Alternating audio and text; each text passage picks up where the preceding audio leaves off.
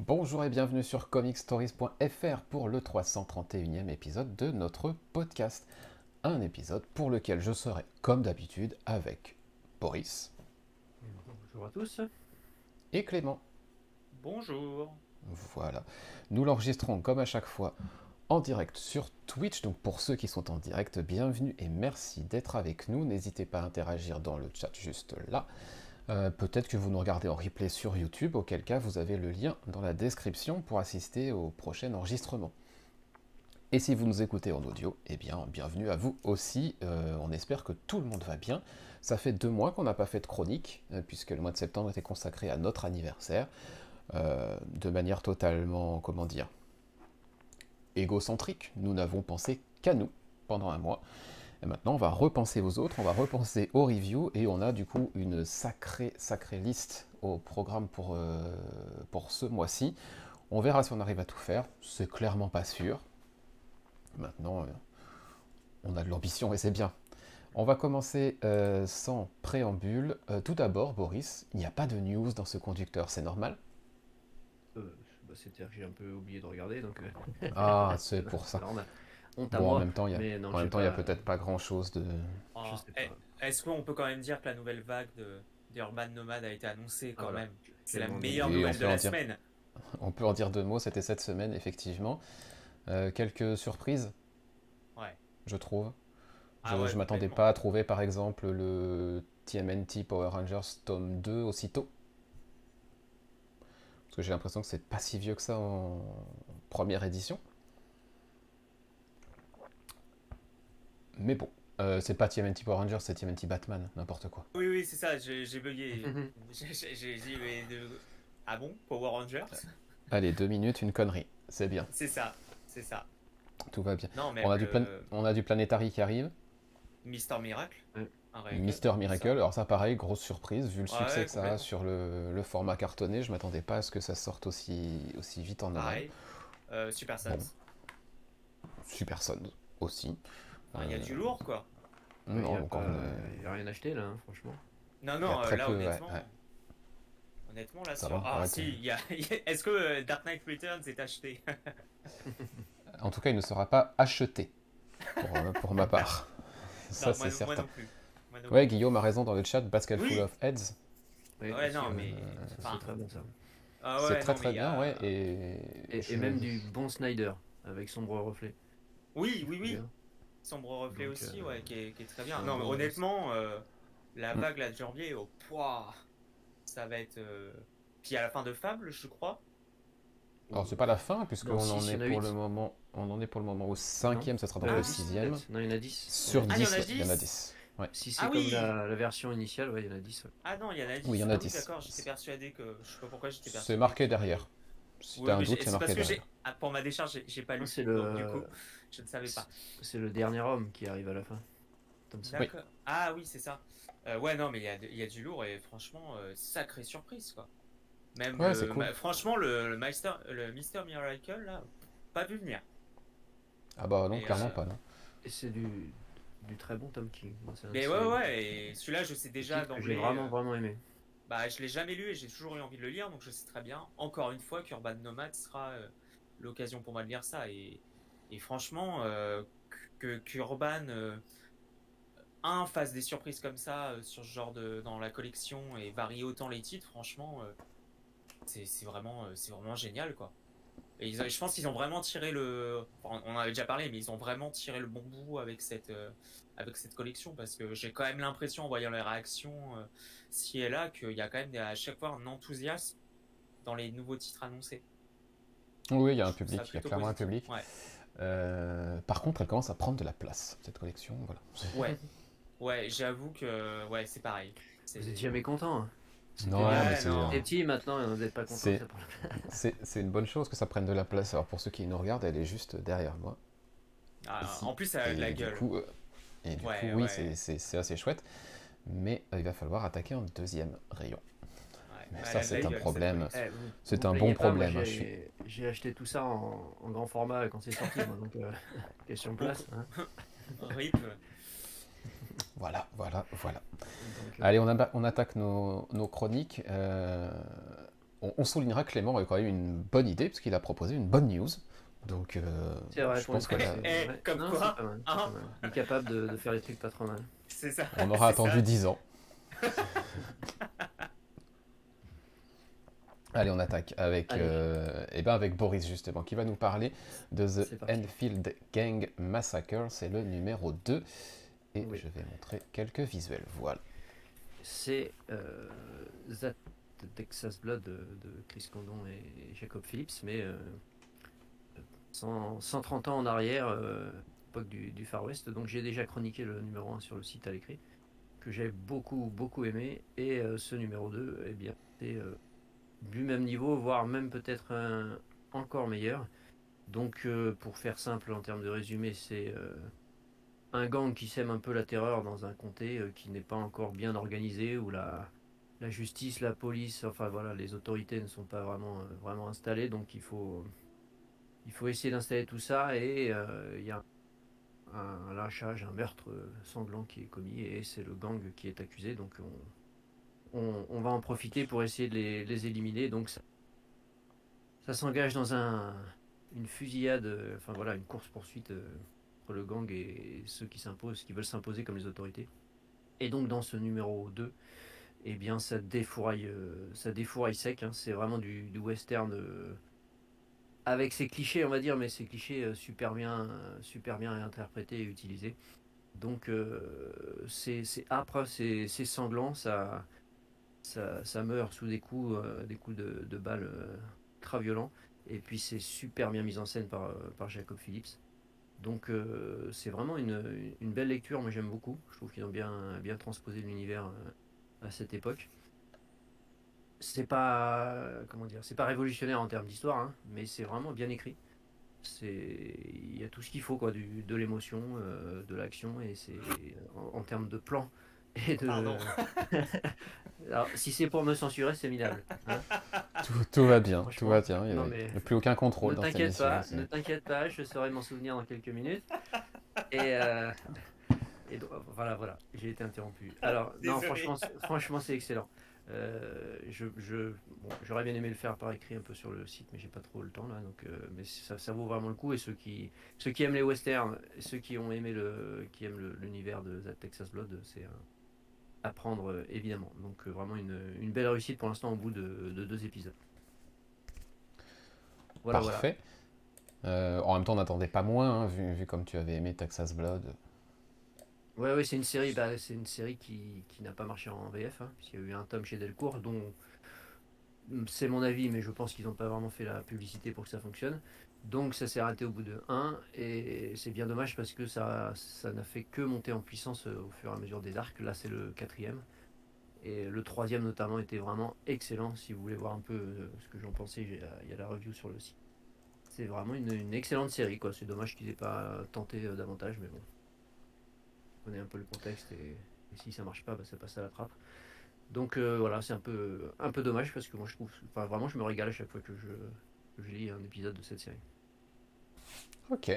Eh bien, moi, je vais parler d'un truc dont je n'ai pas parlé depuis au moins quelques années. Des Power Rangers. Mighty Morphin Power Rangers, c'est le... Alors, je vais profiter pour faire un petit peu mon cadre proprement. Voilà, c'est le 30e anniversaire. Et qui dit 30e anniversaire dit numéro spécial. Il n'y a pas que chez DC et chez Marvel qu'on peut se lancer dans des numéros spéciaux.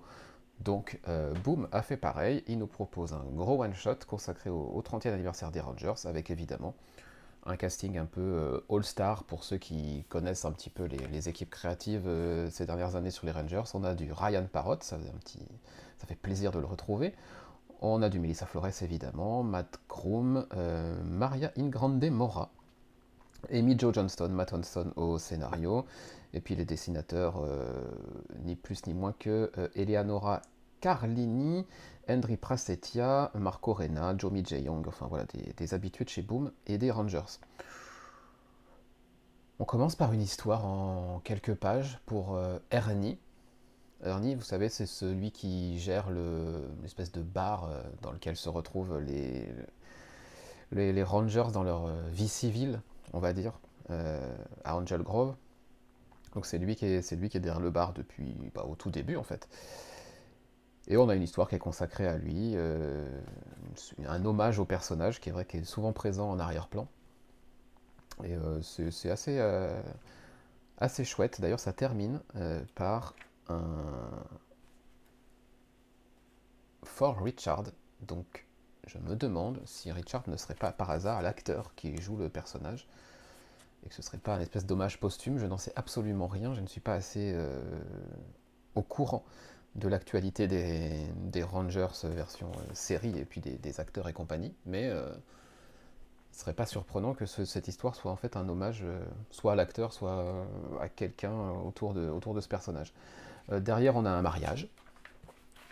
Alors, je ne sais pas si ce mariage a déjà été introduit dans l'univers des Rangers, mais on a un mariage entre deux des plus anciens, on va dire, puisqu'il s'agit de Tommy et il s'agit de... Oh, j'oublie toujours son prénom. Quelle horreur. J'oublie toujours son prénom, bah, c'est pas grave, je l'aurai pas parce que évidemment c'est pas noté ici. C'est pas grave. Donc on a un petit mariage bien sympathique, voilà. Et puis on a une histoire autour de Alpha derrière. Moi j'ai bien aimé cette histoire autour d'Alpha au niveau de son sens de la mission, du lien qu'elle tisse avec qu'elle ou il d'ailleurs tisse avec les Rangers. On remonte 9000, enfin presque 10 000 ans d'histoire avec Alpha, et on voit que le personnage a toujours été présent d'une manière ou d'une autre, donc c'est un joli hommage. De manière générale, voilà, c'est peut-être Kimberly, oui, t'as peut-être raison, Gail, j'ai un doute. On a 6 histoires qui ne sont pas bouleversantes pour la continuité, comme dans toutes les anthologies, mais en tout cas, il n'y en a pas une où je me suis dit, oh, c'était un peu inutile, c'était nul. Non, elles étaient toutes assez sympas. On nous tease des choses quand même dans ce numéro. On nous annonce une série Mighty Morphin Power Rangers The Return. Oh. Voilà. Avec évidemment le retour d'un personnage. Vous le voyez ici sur l'image. Je ne vais pas vous dire son nom pour pas spoiler ceux qui ne reconnaîtraient pas visuellement. En tout cas, elle revient à Angel Grove. Et puis on a une petite histoire autour de la Ranger Academy, dont la série vient de commencer en VO, voilà, avec Billy, donc le premier Ranger bleu, qui est appelé à intervenir pour cette académie, donc c'est sympa. Et puis ça termine par toute une collection, une galerie de...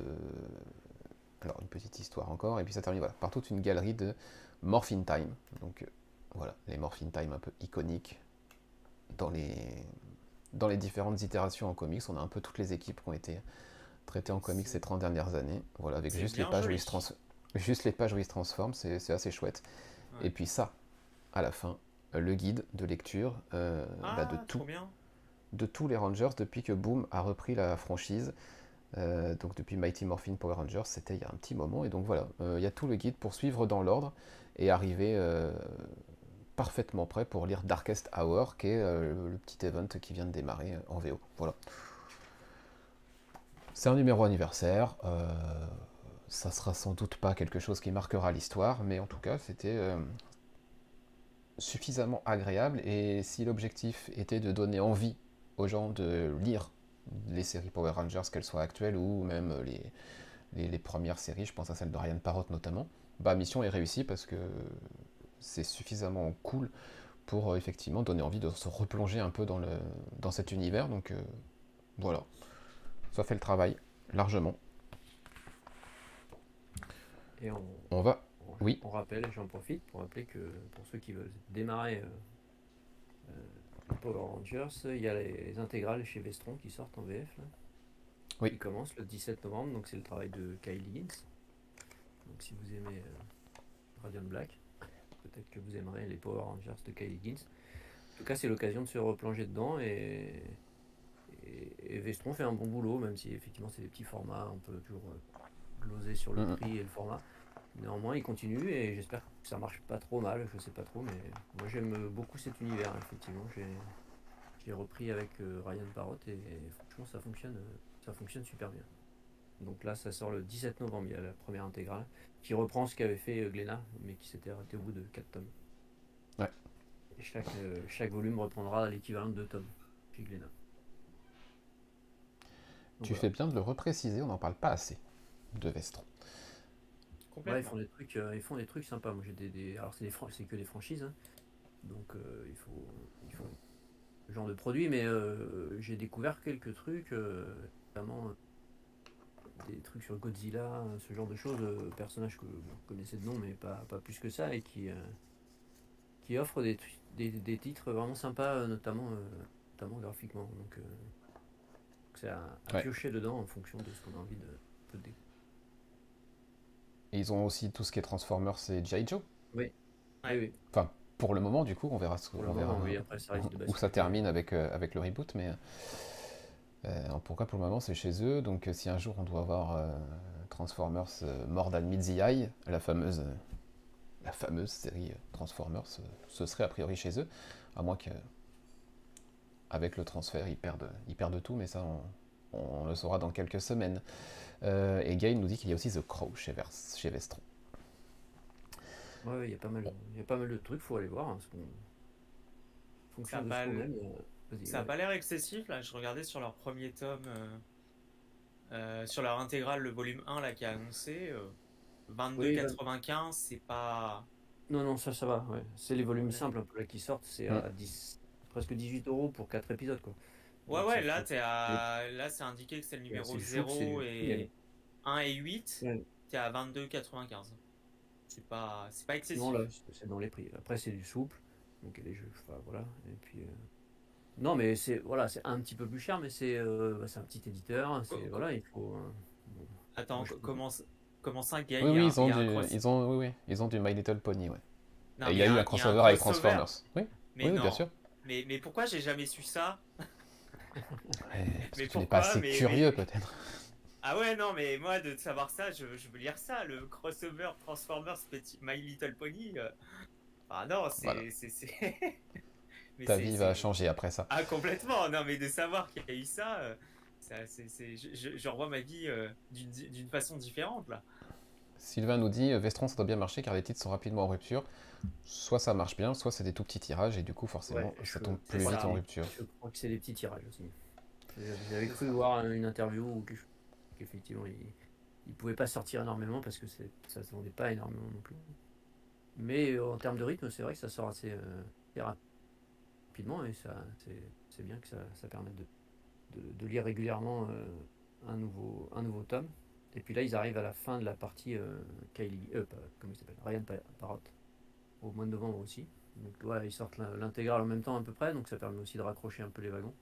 Après, je sais pas ce qu'ils prévoient est-ce qu'ils vont continuer après Ryan Parrott ou pas, ça serait bien quand même. Sinon, je crois que ça va définitivement tomber dans les limbes de la VF. Mais moi, j'accroche bien et bon, voilà, j'investis dans cet éditeur parce que voilà, si on veut avoir ce genre de produit un peu aussi un peu différent, je pense qu'il faut un petit peu soutenir, même si le prix est un peu excessif et le format ne plaît pas forcément. Ouais. Voilà, j'ai fini ma phrase. On continue alors avec Clément qui a terminé ce titre dont moi je vous parlais la semaine dernière sur cette même chaîne Twitch. Dawn of DC, donc Adventures of Superman, John Kent, numéro 6. Merci Clément. Allez, on passe à la suite. Je vais être assez bref. Je crois que j'avais parlé du numéro 5 il y a quasiment 2 mois maintenant. J'avais dit que, je crois, truc du genre. Et j'avais dit que c'était sympathique, mais voilà, que en fait ça avait été une excuse pour Tom Taylor de repartir sur ce qu'il avait créé au niveau d'Injustice. Et le numéro 6 le confirme. C'est pas une mauvaise conclusion. Maintenant, c'est la conclusion d'une mini-série qui est surprenante. Je m'attendais pas forcément à ça. C'était pas mauvais, mais c'est clairement pas la meilleure chose que j'ai pu lire de Tom Taylor. Et manifestement aussi, j'ai comme l'impression que la série lui permet aussi là je vais spoiler un peu, d'amorcer aussi sur ce qui va se passer dans le futur event Beastworld. Voilà, c'est pas. Il y a des choses intéressantes dans cette mini-série, sur cette conclusion, bon, des choses moins intéressantes. Ça m'a laissé perplexe. Tu as lu ça, toi, Boris?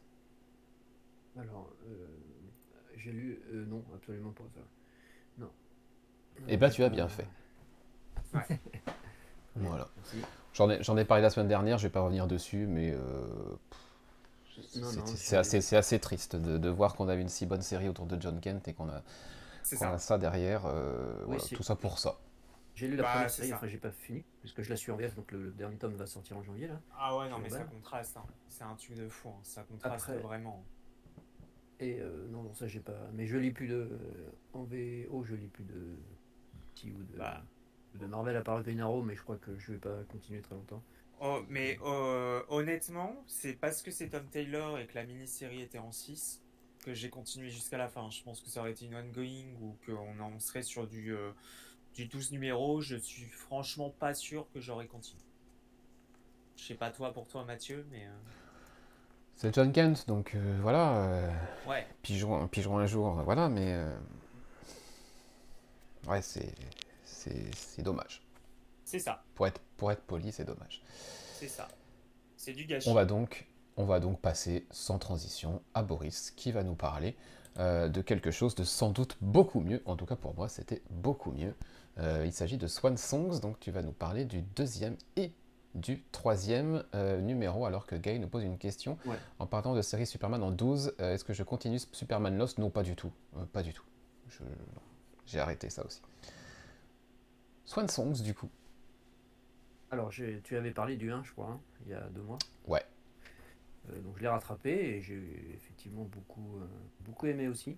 Mais je crois que j'ai préféré le numéro 2, moi. Alors on rappelle que c'est une nouvelle série anthologique de Maxwell Prince qui va être en 6 numéros. Donc à chaque Oui. fois c'est un dessinateur différent et l'idée de base c'est d'évoquer la fin de quelque chose. Donc le premier c'était la fin du monde en gros avec la personne en parallèle. Là c'est le numéro 2 c'est la fin d'un couple, d'une relation. Et le 3 alors c'est beaucoup plus mystique. Je sais pas comment résumer en gros, la fin de quoi, je sais pas trop. Ils ont dit, Enfin bon, d'après le teasing à la fin du numéro 2, moi j'ai pas lu le 3, mais c'est la fin de la fin du monde. la fin de la fin du monde. Bon. Ah oui, c'est écrit en plus. Ouais. C'est le titre. Oui, bon, je sais pas trop, ouais. Alors moi j'ai beaucoup aimé le 2. Alors c'est avec Caspar Vingegaard. Alors peut-être que ça joue aussi un peu parce que j'adore cet artiste. Tu J'aime m'étonnes. beaucoup son dessin. Et donc on suit la déliquescence, on va dire, d'une relation de couple avec une double vision des personnages. Chacun exprime un peu la vision de certaines scènes clés de leur vie commune. Et en parallèle, ils sont entre guillemets condamnés à s'affronter, tels des chevaliers, dans des combats quasi à mort. Donc il y a un peu une alternance de ces différents types de scènes. Et j'ai beaucoup aimé aussi cet épisode. Je trouve que c'est vraiment bien écrit. Et on retrouve tout ce qui fait le sel un petit peu des meilleurs épisodes de Maxwell Prince. C'est cette capacité à procurer des émotions euh, à la fois touchant, c'est à la fois touchant et des fois un peu drôle ou un peu spectaculaire pour certaines scènes. Là. Ce numéro 2 vraiment, j'ai beaucoup aimé, moi. Ça m'a bien marqué. C'est plus que le 1, encore. J'ai vraiment accroché. Le numéro 3 c'est dessiné par Philippe Andrade, donc le dessinateur de Layla Star. Là, c'est un petit peu plus aride. C'est pas mal fichu. On suit c'est après une sorte d'apocalypse. Alors, moi, j'ai compris qu'il voulait réécrire un peu une partie de la genèse. Alors, moi, j'y connais rien. Je vais pas donner de leçons, parce que je sais pas. Mais voilà, il réécrit une partie de la genèse, etc. Et j'ai trouvé que c'était sympathique à lire, mais j'ai moins en termes d'émotion, je trouve que ça fonctionne moins. Le trait de Philippe Andrade, là, c'est plutôt on va dire du crayon de couleur. Alors, je sais pas s'il dessine au crayon de couleur, hein, mais ça donne cet aspect-là. Et c'est un petit peu plus, ouais, un petit peu plus compliqué quand même au niveau dessin. Faut rentrer dedans quand même, c'est pas évident. Et puis l'histoire, ouais, l'histoire est assez mystique et suit un couple. Bah, c'est l'équivalent d'Adam et Ève, mais un peu revu, enfin, que j'ai compris. Sympa quoi, mais c'est le moins bon des 3 épisodes moi pour le moment.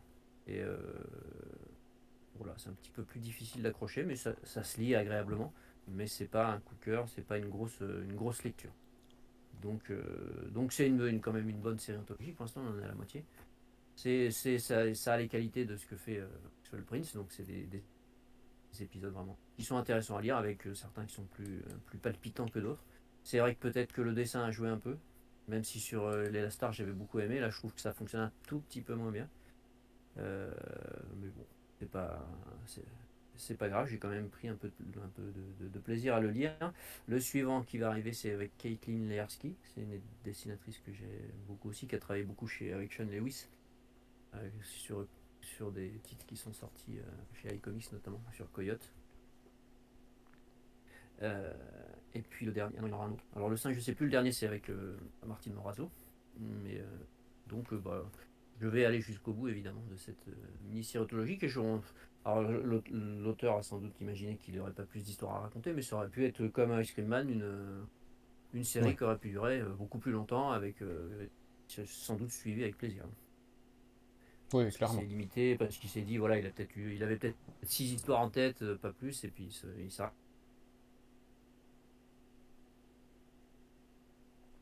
Alors que je crois qu'on t'a perdu, Boris. Enfin, en tout cas, il y a eu une coupure sur ton son Ouais.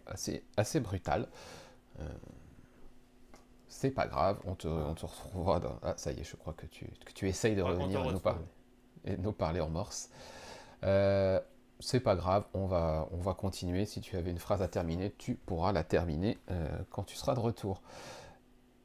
On va continuer avec quoi? Ben, on va continuer avec moi et avec Neverlanders. Neverlanders, c'est de Tom Taylor et de John Somariva. C'est un bouquin assez historique, entre guillemets, puisque j'ai eu l'occasion déjà de le dire, mais c'est quand même assez important. En Australie, il y a le prix du meilleur ouvrage qui est décerné tous les ans. Ça correspond à nos prix littéraires chez nous en France, hein, et ils font une distinction entre le prix de littérature, on va dire classique, plutôt pour adultes, et il y a également un prix pour le jeune public. Et pour la première fois de l'histoire, c'est un graphic novel qui a remporté ce prix, et c'est Neverlanders de Tom Taylor et John Somariva. Neverlanders, alors je l'avais pas vu venir parce que j'ai pas spécialement lu le résumé et j'ai pas réfléchi. Mais Neverlanders, en fait, c'est une réimagination, une réécriture de quoi? Eh ben, de l'univers de Peter Pan, tout simplement. Oh! Ah! Puisque, bah oui, ça se passe à Neverland. Ah, mais oui! Ah, mais génial! Et à aucun moment je n'avais compris le titre. Voilà. Bah, moi Donc, non plus, jusqu'à ce que tu le dises là. du coup, c'est quand à un moment ils arrivent sur place et qu'ils balancent le nom de Neverland et des enfants perdus et compagnie. Je dis, ah bah oui, bah oui, évidemment. Évidemment. Donc c'est une. Bah, vous voyez ce que Tom Taylor vient de faire avec Dark Knights of Bah oui. Steel par rapport à l'univers d'ici. Ben voilà, imaginez Ah, ça doit être trop bien. qu'une nouvelle vague d'enfants rejoigne Neverland en 2023. Bah, à quoi ça pourrait ressembler? Bah voilà, ça ressemblerait à ça.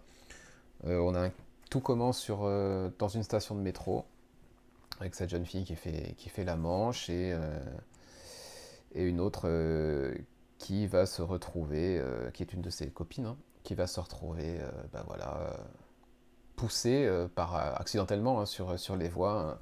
Un métro arrive, scène de sauvetage, etc., etc. Et celui qui va sauver la mise, c'est ce gamin-là. Mais les Et dessins ce sont gars, trop beaux. ouais, c'est Pardon? super beau, c'est Ah, super beau. j'adore. Enfin, le Oui, style c'est c'est- est. c'est très très chouette. Et ce gamin-là s'appelle Paco. Et Paco va proposer à ces deux jeunes femmes qui n'ont pas de domicile de venir vivre chez lui. Et chez lui, c'est où?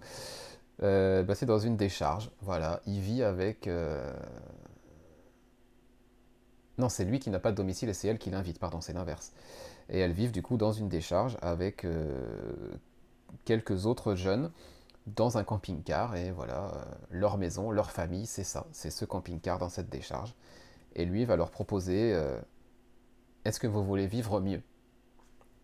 Et aimer vivre mieux, bah pour lui, c'est de les transporter où? De les transporter à Neverland, puisque Paco vient de Neverland et du coup va emmener tout ce petit groupe avec lui ici à Neverland. Et regardez-moi ça, la scène d'apparition, enfin, le premier Ça a passage l'air. visuel sur Ah, mais Neverland est magnifique. ça a l'air dingue.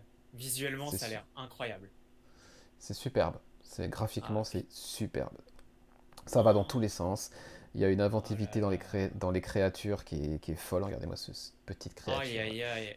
Mais ah, ça Ouais. a l'air. Non, ça a l'air ouf. Il y en a de partout. Voilà. Le vaisseau pirate ressemble à ça. Enfin bref.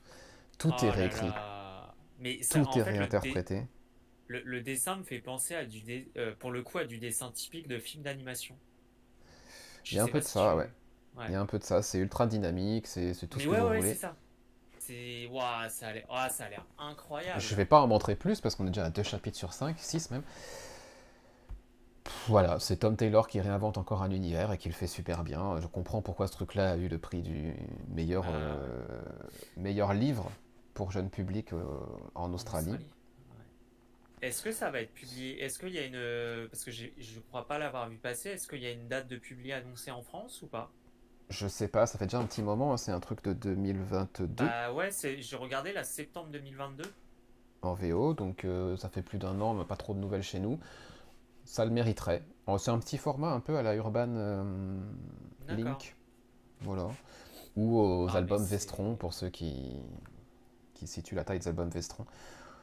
Ça aurait sa place. Voilà, c'est une super réécriture, c'est très inventif. Il y a des surprises comme seul Tom Taylor sait les faire. Voilà, des retournements de situation, Ouais. des révélations sur l'identité de certains personnages.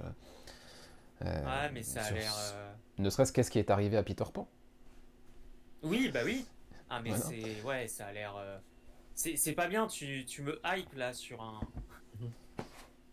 Non, ça a l'air vraiment génial, quoi. Puis quand on sait ce que fait Tom Taylor, ce qu'allait faire Tom Taylor pour réinterpréter des univers, Ah bah là, j'ose même pas imaginer la dinguerie, hein. c'est parfaitement ça, c'est très réussi. C'est 17 $ pour ce graphic novel.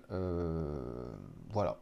Moi, je vous recommande très très chaudement. C'est, je pense, parmi tous ceux dont je vais parler aujourd'hui, ma meilleure lecture.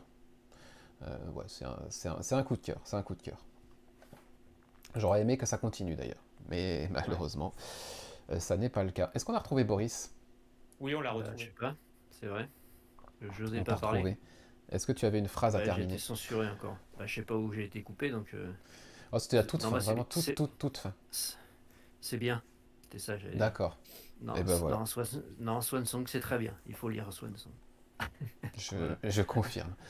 Je confirme. On va continuer. Tu n'avais pas, tu t'étais pas intéressé à Neverlanders non plus, hein?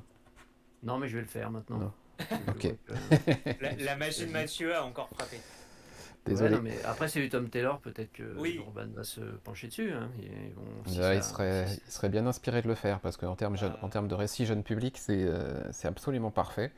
Et ouais. même moi qui pourtant ne suis a priori pas un jeune public à mon âge, bah, Mhm. ça a très très bien marché. J'étais plutôt émerveillé par la partie graphique de John Somariva et par cette réécriture et ces twists, ces surprises qu'on nous... Voilà.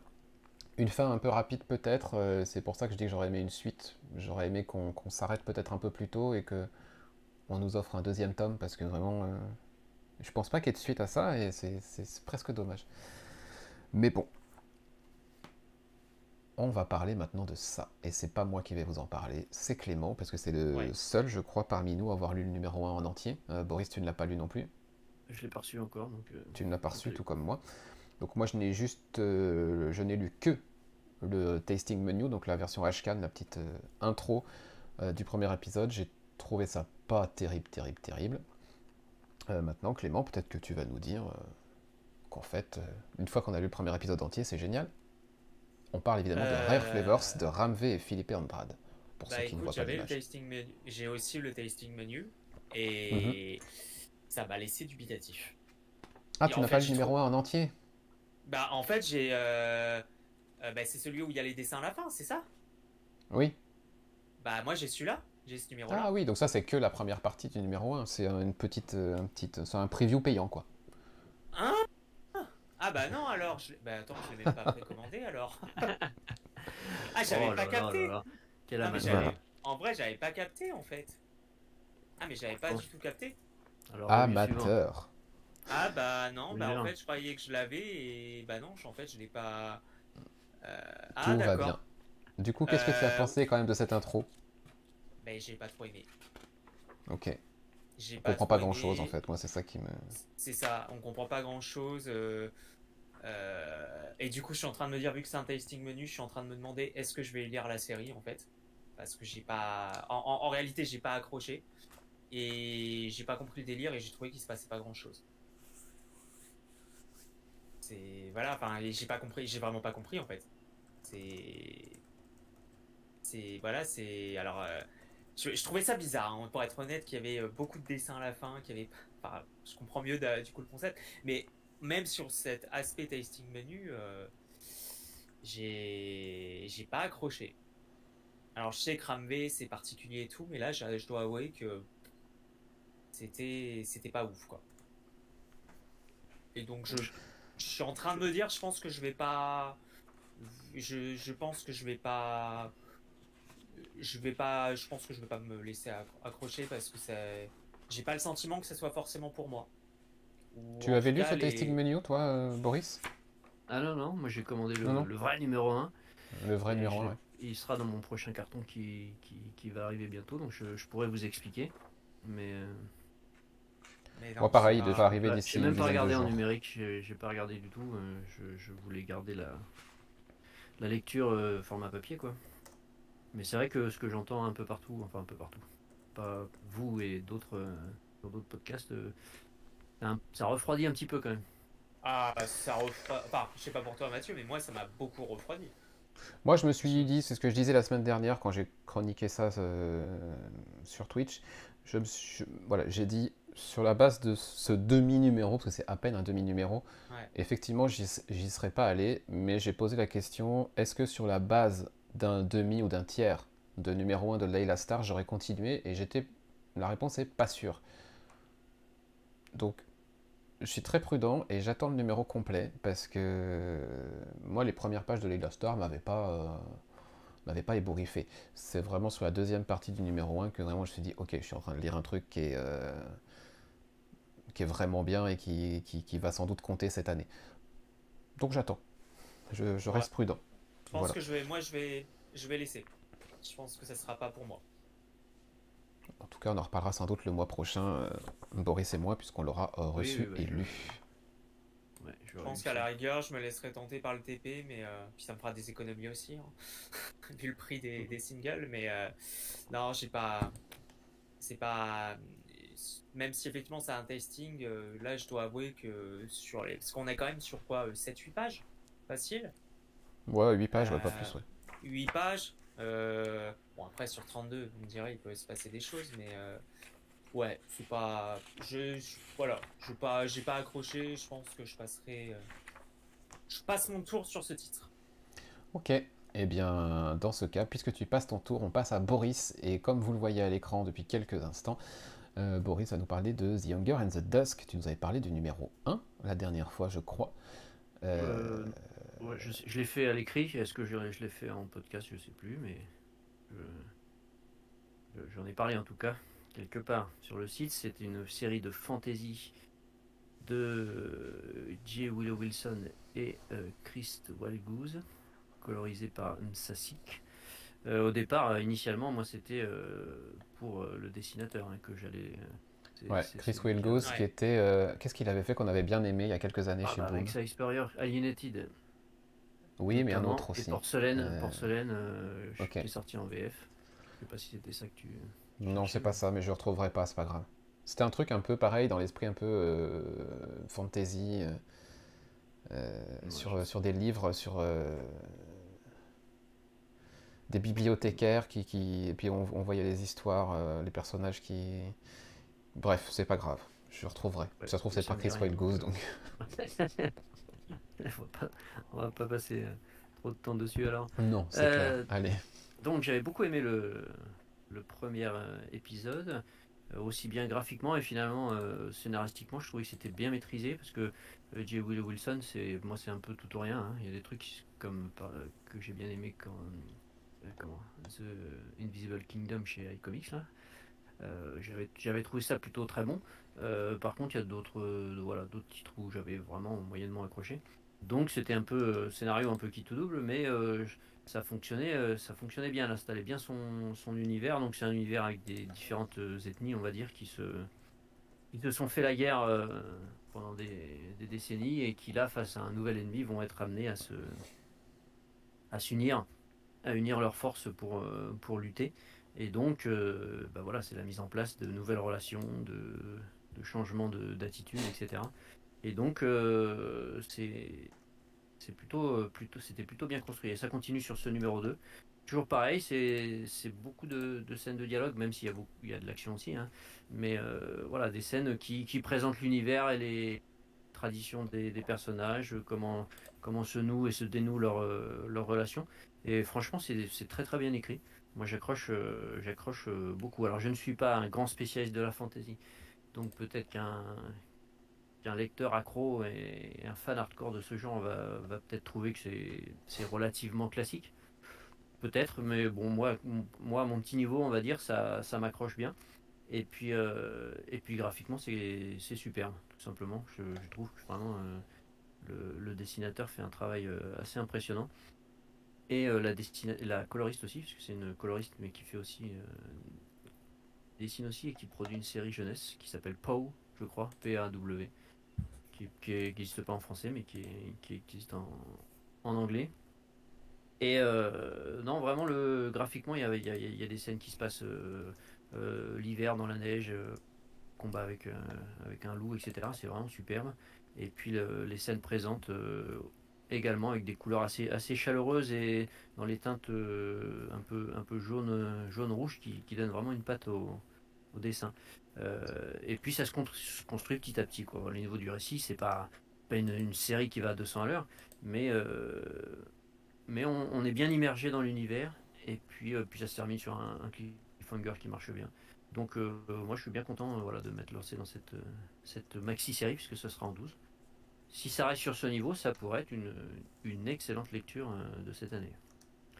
Donc je conseille, si vous aimez un peu ce genre d'univers, d'aller jeter un œil. Et puis graphiquement, pour ce que tu as montré un peu, Mathieu, quelques visuels, euh, c'est franchement très beau. Non, c'est vrai que c'est chouette. Et en fait, je me rappelle, en fait, c'est pas du tout en podcast que tu en avais parlé, c'était sur le site, tu as fait une review du premier numéro et je Oui, reconnais en fait la cover, je l'avais réutilisée pour faire les visuels Instagram. C'est pour ça que ouais, ça me ouais. disait quelque chose. Ouais, j'avais chroniqué le Voilà. numéro 1. Après les autres numéros, j'ai un peu pas vraiment de temps, mais bon, quand voilà, pour un numéro 1, souvent qui me plaît particulièrement, je fais l'effort de faire une chronique écrite. Donc Chris White Goose, tu avais raison, c'était Alienated et rien d'autre, hein. J'ai fait une recherche en même temps que tu parlais et Et, effectivement, et porcelaine, donc c'était pas du tout ce dont je pensais et dont je me rappelle pas du titre. voilà, j'en ai jamais parlé, je crois, sur le podcast, mais on avait parlé avec Gaël en divers messages. Porcelaine, c'était sorti en VF chez Glénat, je crois, et c'est une super BD. Alors Il paraît. c'était présenté comme une BD franco-belge un peu, mais en fait c'est du comics, mais ça doit se trouver encore, hein. Au moins en occasion et pas trop cher, je pense. Oui, Et oui, oui, oui. franchement, Oui. c'est à saisir.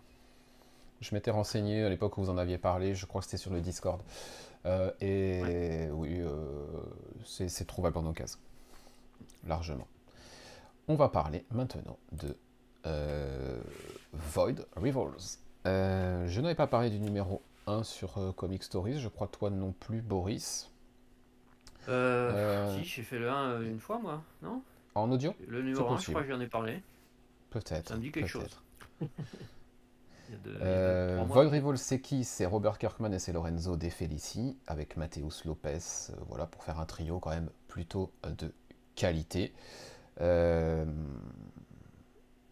Petite surprise au moment de la sortie, puisqu'on ne savait pas trop à quoi s'attendre. C'était une série qui était teasée comme une série lambda, et en fait, on le sait tous maintenant, ça a été largement répété dans les news.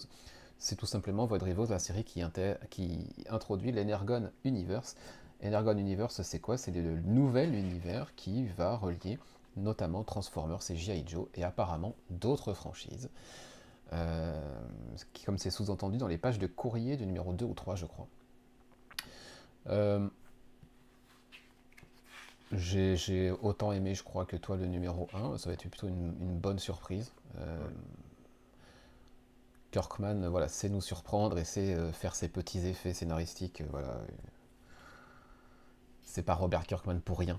Donc voilà, il avait su me piquer ma curiosité. Et puis quand les titres de l'Energon Universe ont été annoncés, qu'on nous a dit Transformers par Daniel Warren Johnson, écrit et dessiné par Daniel Warren Johnson, on se dit ah bon.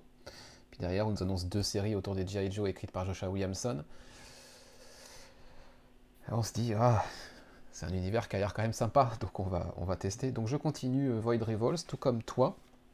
Numéro 2 et 3, ma foi, on continue sur du bon récit de SF. Alors on sent que ça reste très introductif pour un univers plus vaste, mais les deux personnages qu'on nous présente, voilà, on nous met toute une mythologie en place, notamment autour de cet anneau, de ces deux planètes un peu rivales. Il y a un peu de saga, je trouve, quand on lit juste la présentation de ces deux planètes qui sont la guerre depuis des générations et des générations, et que dans cette série Void Rivals, on va se rencontrer deux soldats de chacune de ces deux planètes, et qui finalement vont travailler ensemble, etc. Alors on n'est pas sur une histoire d'amour et une histoire familiale, mais malgré tout, voilà, j'ai quand même eu mon petit saga en arrière-pensée. Ça marche très bien. Lorenzo De Felici dessine bien, mais ça, on va pas. Voilà. J'avais adoré cette double page. Lorenzo De Felici est plus que doué. Le duo fonctionne bien. On avait déjà eu la preuve sur des projets précédents. Voilà, moi, ça le fait, ça continue à le faire. Et la hype pour Transformers numéro 1 est au sommet. Il me tarde de le recevoir. Il est sorti mercredi. Il me tarde vraiment de le recevoir et de suivre encore une fois Daniel Warren Johnson dans un projet qui a l'air assez fou. Tu aimes toujours, Boris? Ouais, ouais, ça fonctionne super bien. Ouais. Ouais, ouais, comment dire, c'est pas révolutionnaire, mais c'est super bien écrit. Euh, Tant au niveau des relations entre les personnages que de la construction un peu de l'univers. Et puis toujours les petits twists évidemment qui relancent tout à chaque fois. Donc non, non, vraiment une très bonne lecture, quoi. On s'ennuie pas. Et puis le dessinateur est sur Oblivion Song, des fois c'était un peu brouillon, on va dire, un peu touffu, quoi. Là, je trouve qu'il a bien épuré son. C'est pas le même univers, hein, évidemment, mais il a bien épuré son dessin et je trouve que c'est très joli, effectivement, et c'est super lisible. Donc non, non, une très bonne série. Au début, moi, j'avais Ouais. pas compris que c'était un truc productif, donc je l'avais pris comme une nouvelle série, quoi. Mais je suis pas déçu, ça fonctionne, même indépendamment pour l'instant Complètement. de l'univers Transformers que je ne connais absolument pas et que je vais découvrir avec la série Je, de Warren Johnson. Donc, je crois que j'en suis à peu près au même point que toi. Moi, Transformers, c'est à peu près 2 ou 3 films, et puis peut-être quelques pages de BD lues ici ou là, et c'est ah tout. ouais, non, Mais moi, c'est, pourtant, voilà. moi c'est zéro. Moi je connais de nom, c'est tout, mais je ne sais absolument pas. J'ai jamais rien vu, rien lu. Donc, j'attends d'être introduit par Daniel Warren Johnson, si je puis dire. Et j'en profite puisque dans les pages de pub à la fin, il y a pub pour Chroma, que je crois qu'on n'en a pas parlé. On disait que ça allait sans doute arriver en VF, et donc là c'est officiel, ça arrive chez Delcourt. Est-ce que je. Oula, faut pas que je mette On non l'a dit ou plus pas? avant les pages. Je sais pas si on l'avait déjà dit. Non, Tu on avais n'avait peut-être pas parlé dit que ça toi-même. arrivait chez Delcourt. Oh non, Je je crois que c'est cherche en la novembre. fameuse page de pub. Évidemment, je ne la trouve pas. Il y a tellement de pages de pub. C'est sur le 2, je l'ai, moi. Voilà. Peut-être pas sur le 3. Ça, Non. c'est vachement bien, ça. Enfin bon, peu importe, ça arrive. Là, voilà. Et donc voilà, ça arrive en VF et si vous avez pas lu, c'est à saisir. C'est une excellente histoire. Ouais. Super bien J'ai fait. dessinée. J'espère que vous avez compris mon message subliminal pour ceux qui regardaient à l'image. Mais oui, Chroma, c'était. On voit l'évolution de Lorenzo De Felici, effectivement, tu le disais par Ouais. rapport à Oblivion Song, il y a un gap qui a été franchi. Chroma, je pense que c'est là où il était à son maximum, enfin à son sommet. Euh, et Oui, du puis coup, ouais, on voit que cette évolution, même en termes de mise en page, le récit est dynamique, mais la mise en page aussi. Et si Void Revolts est un bon blockbuster, c'est aussi parce que Lorenzo De Felici énormément progressé sur ses compositions et tout ça, et c'est très efficace. Ouais, c'est le mot. Efficace, voilà, c'est efficace et c'est un bel univers. On voit qu'il a bossé son truc, mais ça n'a pas le côté brouillon qu'avait parfois Oblivion Song. Même si Mhm. l'univers d'Oblivion Song induisait forcément un petit peu avec toutes ces créatures, induisait un petit peu forcément un dessin un peu touffu. Mais voilà, là on sent qu'il a un peu épuré tout ça, quoi. Xav dans le chat nous dit que les personnages sont attachants, qu'il leur souhaite un très long voyage. Bah, nous aussi, clairement. Transformers, pas besoin de Mhm. connaître, sauf deux trois noms. Euh, bon, Bon, on ouais, verra. on ira voir sur Wikipédia pour découvrir si on est un peu en panne de noms. Mais je pense que ça devrait Exactement. pouvoir le faire. Oui, je pense. Je pense. On enchaîne avec Clément qui va nous Oui, parler d'une conclusion. C'est la conclusion oui, de ce qui vient de sortir en VF pour le tome 1, c'est-à-dire Dark Knights Je, of Steel. je pourrais en dire un petit mot rapide ouais. Ex. après Clément.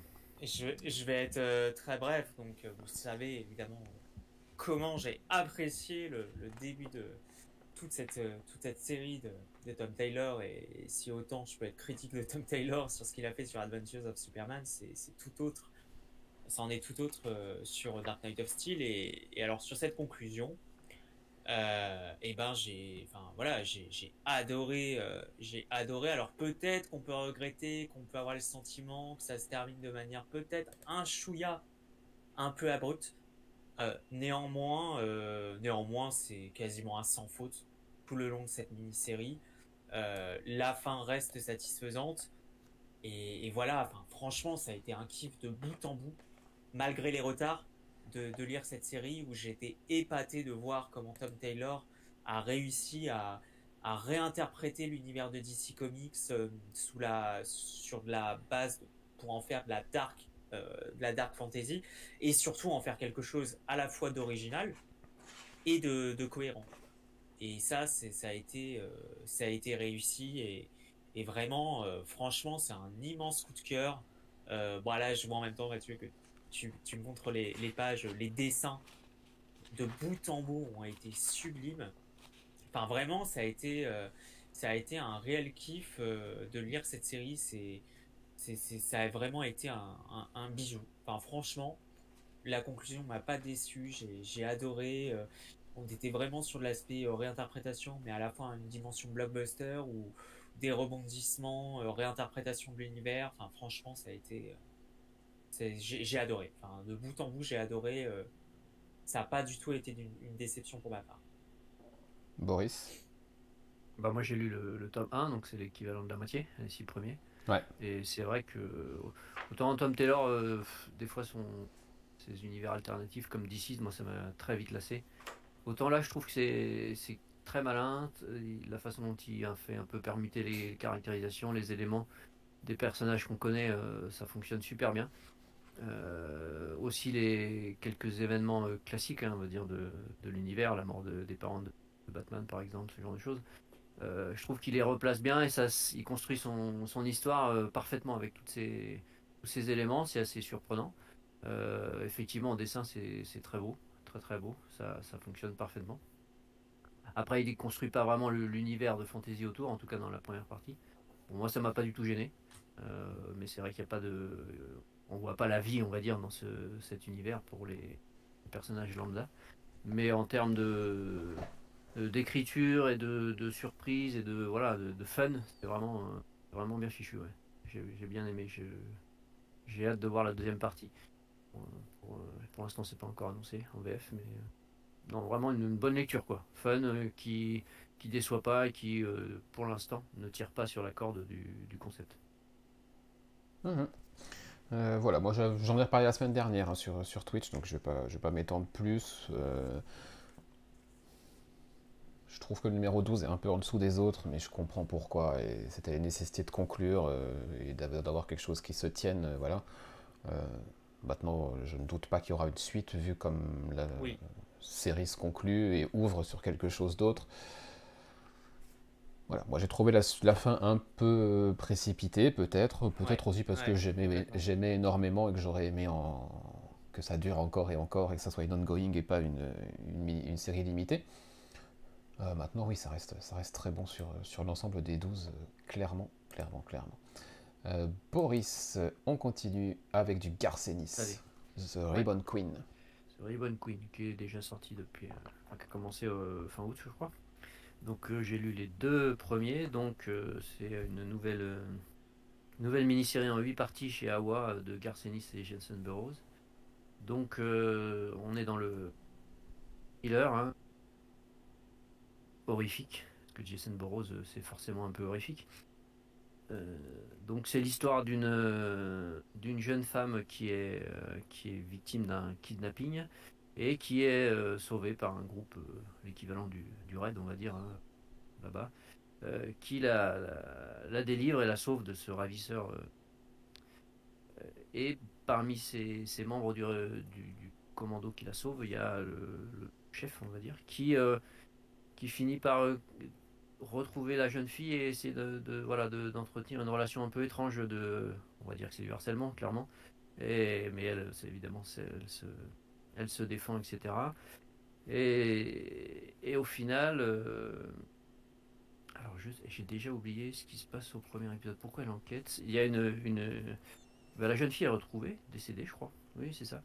La jeune fille est retrouvée décédée et une policière enquête sur ce décès étrange et elle remonte un peu la piste et elle s'aperçoit effectivement que le gars, le chef du commando, est pas net quoi. Donc elle commence à enquêter sur lui. Et au fil de son enquête, eh bien, elle retombe sur l'individu en question, et puis là ça se transforme, alors je vais pas trop en révéler, mais ça se transforme en boucherie, on va dire. Alors The Ribbon Queen, c'est la reine ruban, donc on sait pas trop, mais enfin ils sont toujours découpés, l'individu est découpé façon ruban. Donc forcément ça donne des scènes très graphiques, et puis elle s'aperçoit que bah, derrière ce type, eh bien, il y a tout un tas de groupes tout un groupe de personnes qui est un peu du même genre et qui cherche à le défendre, et elle va avoir quelques soucis. J'ai trouvé que c'était plutôt sympathique. Sympathique, pas dans le sens graphique, hein, parce que ça saigne quand même. Mais c'est beaucoup de scènes de discussion. Alors ça fait avancer l'intrigue, on comprend pas mal de choses, mais ça reste assez lent, moi, j'ai trouvé. Je m'attendais à ce que ça soit un peu plus rythmé. Je me suis pas ennuyé, voilà, c'est pas une lecture qui me déplaît. Je trouve juste qu'en termes de rythme, c'est un peu lent. J'aurais aimé que ça bouge un peu plus. Maintenant, c'est assez intriguant, et puis graphiquement, effectivement, quand ça saigne quoi. Il y a des pages qui laissent pas indifférent. Ne donnez pas ce comics à vos enfants, hein. Donc voilà. Donc honnêtement, par rapport aux attentes à l'équipe artistique, je vais pas dire que je suis un poil déçu, mais je veux dire j'attendais un tout petit peu plus. Voilà, je trouve que c'est un petit peu mou. Mais je pense que bah, de toute façon je vais aller jusqu'au bout des 8 numéros. Ça devrait quand même fournir une bonne histoire politique horrifique, avec derrière un petit peu des thèmes actuels, hein, sur le harcèlement, la relation homme-femme, etc. Mais au bout de 2, je suis un petit peu... voilà, j'aurais aimé que ça aille un petit peu plus vite. Ok. Xav dans Voilà. le chat te demande si tu lis No One, et par rapport à No One, du coup, si jamais tu le lis, qu'est-ce Ah que... non, je lis pas. Je lis Ok. pas ça. Il semblait bien que tu ne le lisais pas. Je sais même pas ce que c'est, donc c'est quoi? Euh, C'est dans l'univers... c'est c'est dans l'univers non? de Radiant Black, c'est le Ouais, c'est polar, ça, ouais. Ah non, voilà, c'est en temps réel. non, Radiant Black, j'ai laissé tomber l'univers tout entier. Comme Ok. c'est jamais... Comme les autres séries sont pas sorties en VF, j'ai même pas tenté, quoi. Donc C'est malheureusement, compréhensible. je ne peux répondre à cette question que par la négative. Très bien. On va enchaîner. Si je me trompe pas, oui, c'est bien ça. Tales of the Titans, starring Ravan, par Tini Howard, et évidemment, j'ai encore oublié son prénom. Elle ne m'en voudra pas. Eleonora Carlini, dont on parlait il y a quelques minutes sur les Power Rangers. Juste avant, histoire de clore la conversation qui a déjà beaucoup trop duré et qui est en fil rouge depuis le début. Ce fameux truc chez Boom auquel je pensais, ou pour lequel j'ai confondu Chris Wildgoose, c'était en fait Matt Smith le dessinateur, et c'était Folklords. Alors, pour être honnête, quand tu en as parlé des histoires de livres et tout ça, j'ai pensé à ça, mais je me suis dit, mais c'est pas ça du tout, qu'est-ce qu'il raconte? Ah Il aurait voilà. pu Effectivement, j'ai thématiser ça. revu quelques images de Folklore et c'est pas ça du tout. Voilà. Non, Mais folklore, donc on attend la suite, évidemment. dont on espère la suite, ouais. Ouais, En je tout crois cas, que... en tout cas moi, ouais, j'avais vraiment beaucoup aimé cette mini. Bref. Folklore de Malkint, yes, c'est ça, Gaël. Mm. On continue, donc on revient à Raven, dans Tales of the Titans. La première histoire était autour de Starfire. J'en avais parlé, je crois pas pour Comic Stories, mais j'avais eu l'occasion d'en faire une chronique. J'avais beaucoup aimé celui autour de Starfire. Sans faire de suspense inutile, j'ai moins aimé celui autour de Raven. Parce que autant Starfire, on allait chercher un pan qui était peut-être moins exploré sur le personnage, qui était peut-être plus moderne, plus, je sais pas, plus frais, je sais pas comment dire. Autant là sur Raven, on va nous rechercher ce qu'on va toujours nous chercher quand on parle de Raven, c'est-à-dire Trigon. Ouais. Et il y avait peut-être d'autres choses à aller chercher sur elle. Si on veut nous montrer une autre facette du personnage, peut-être qu'on peut le faire en utilisant quelque chose d'autre que encore et encore et encore Trigon et le culte autour de lui. C'est dommage parce que je vois ce que voulait nous raconter Tiny Howard autour du personnage. Maintenant, ce que moi j'en retiens, c'est que ça reste une énième histoire autour de Raven et de Trigon et que du coup on perd un petit peu le message qui voulait nous être passé. C'est pas mauvais, ça a toutes ses qualités. Maintenant, voilà, j'en attendais autre chose. Graphiquement, Carlini fait le taf, c'est cool. Mais c'est pas ce que j'attends, moi, de la série Tales of the Titans, où on est censé aller explorer des facettes peut-être un peu moins explorées, ou voire inédites sur les personnages qu'on nous présente. Là, je trouve que c'est pas le cas. Donc, forcément, je suis un peu déçu. Pourtant, j'aime bien le personnage de Raven, et je trouve qu'elle mérite largement qu'on la mette en avant. Mais ce serait bien qu'on la mette en avant pour autre chose que pour ses origines et ses ascendances démoniaques. Voilà. Ce serait bien de passer à autre chose. C'est comme si on a l'impression que ce personnage, on ne peut raconter que des histoires autour de ça et que c'est le seul truc intéressant autour d'elle. Alors que pas du tout, elle est beaucoup plus riche et elle a beaucoup plus d'épaisseur que ça. Donc c'est dommage de la ramener en permanence au même truc et de la ramener en permanence à ses origines. Et au final, parmi tous les personnages qui font partie des Titans, c'est peut-être celle qui a le moins évolué dans l'histoire au long cours.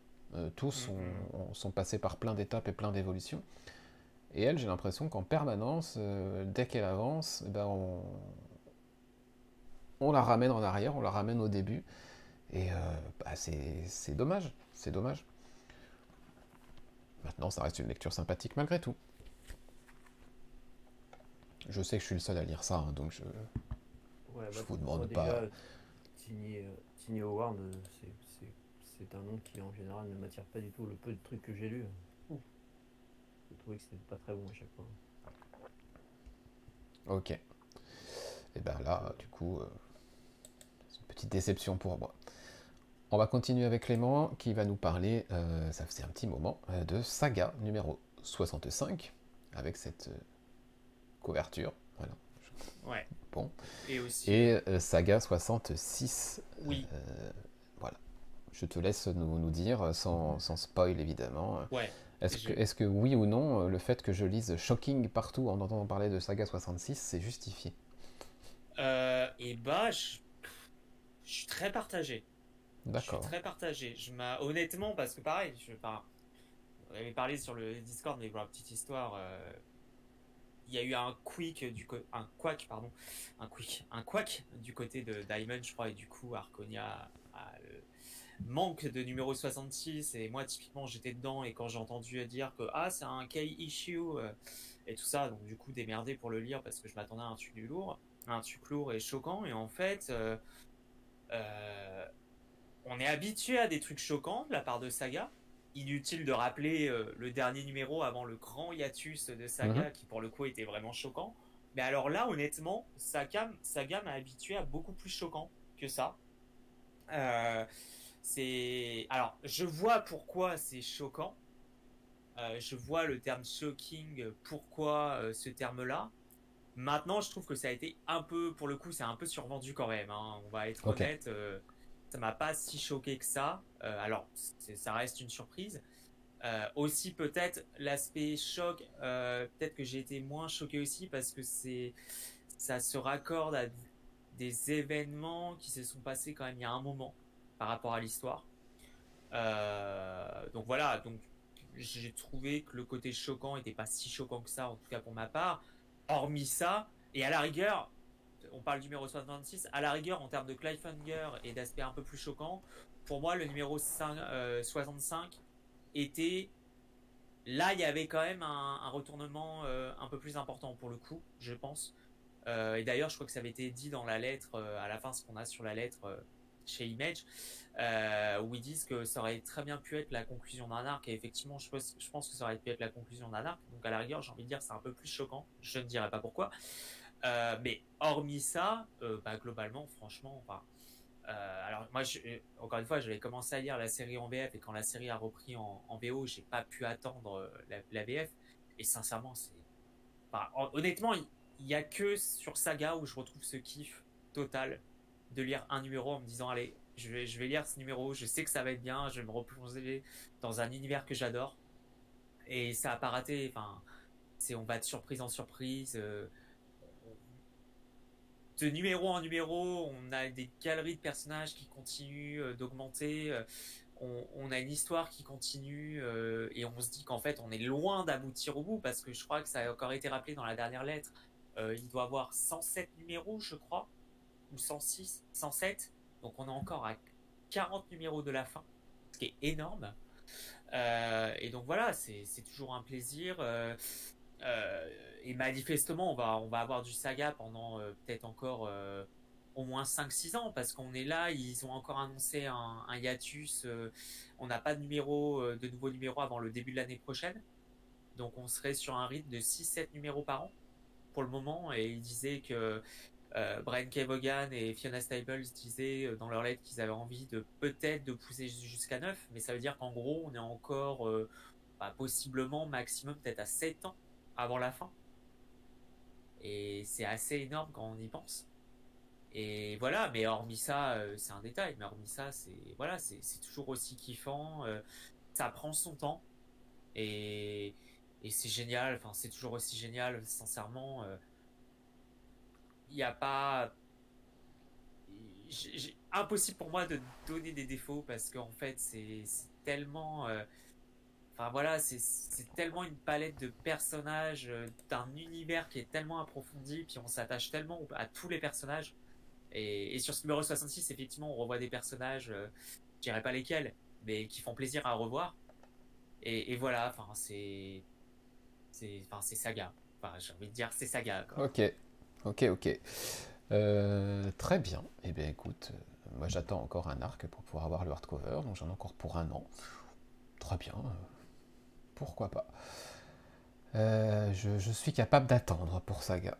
Continuons avec Boris qui va nous parler de... alors pas du tout, je n'ai plus de visuel, Et alors ça c'est un c'est peu moi, dommage parce que The c'était Lonesome Lonesome Hunters. Hunters numéro 1 et 2. Donc bah, écoute, ce sera sans visuel pour celui-là malheureusement.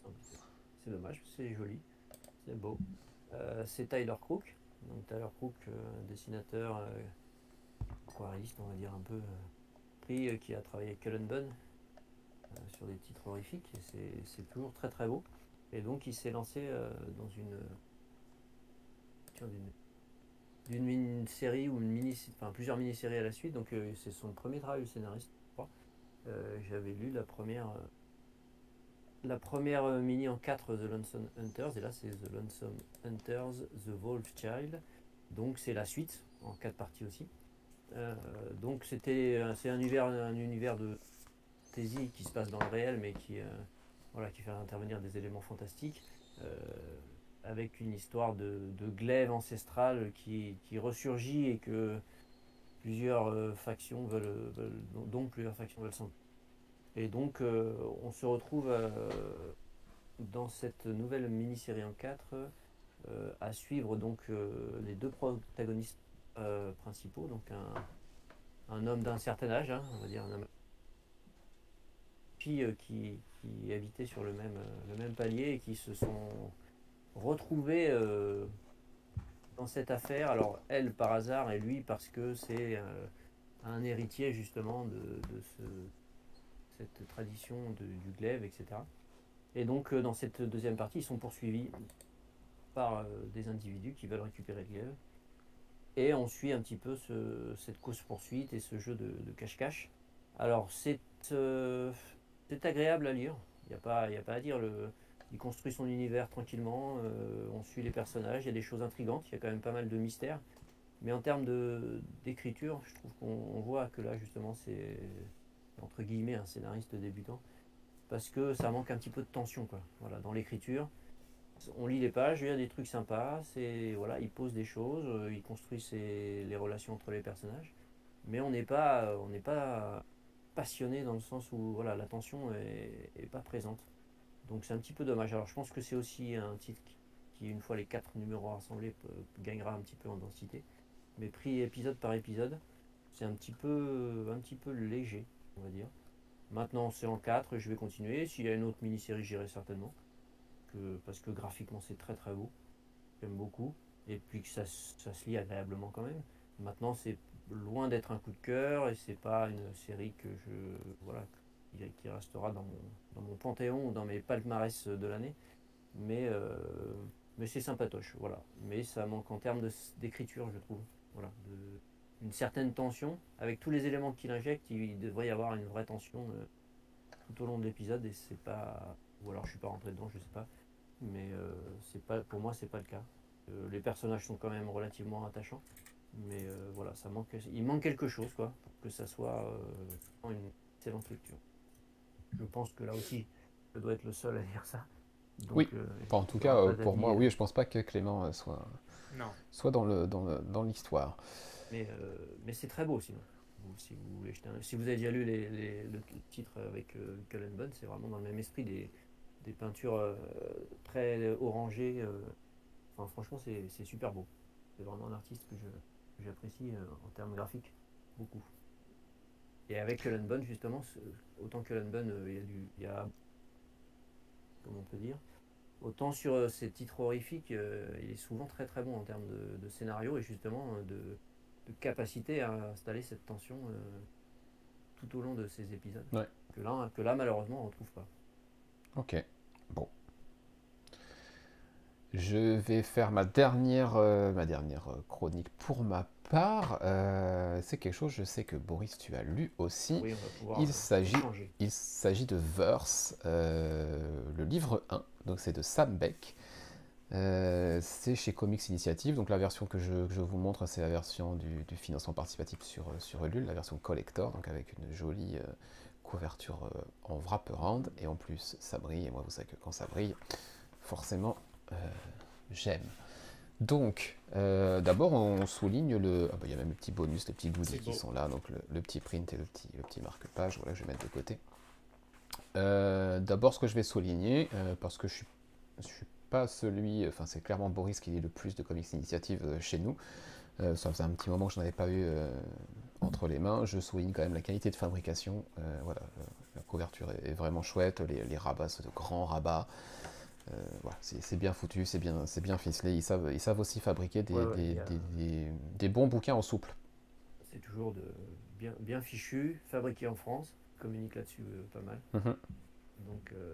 Donc ce qui fait que des fois le prix est un tout petit peu plus élevé qu'ailleurs, mais c'est un parti pris qu'ils ont choisi, donc très bien. Et ils proposent des bouquins de qualité. Ouais. Donc, ouais. Verse, on est sur la partie 1, le livre 1, a priori sur 3 si j'ai bien compris. Oui, 3 parties. Okay. Dans un univers du coup fantasy. C'est donc Sam Beck qui fait ça. Est-ce que tu peux situer rapidement Sam Beck? Parce que moi, je ne connais pas l'artiste, mais je crois que toi, tu as lu autre chose. Pas du tout. Mais je Pas peux du tout. situer un peu, puisque j'en fais je fais le petit teasing. Cette semaine, vous aurez l'interview de ça. Donc, c'est une L'interview de Sam Beck, artiste qui a... c'est pour ça. Ouais. C'est une artiste qui a travaillé sur d'autres titres de fantasy, mais moi que je n'ai pas lu. Et là, c'est a priori la première fois qu'elle signe à la fois l'histoire, le scénario, le dessin.